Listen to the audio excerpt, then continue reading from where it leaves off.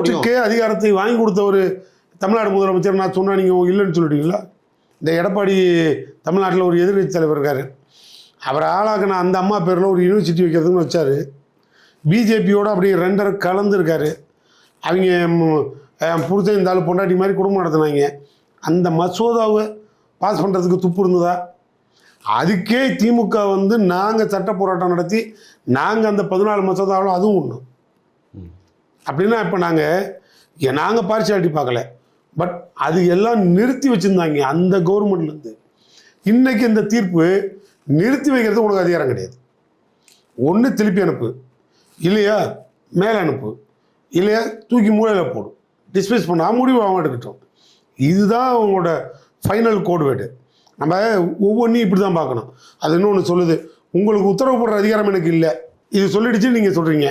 நான் திரும்பி சொல்கிறேன், அந்த அதிகாரம் இல்லை. ஆனால் கடப்பில் போட்டிருந்துன்னா நான் கோர்ட்டு தலையிடுறதுக்கு எனக்கு அதிகாரம் இருக்குது. இப்போ இதில் என்ன அர்த்தம்?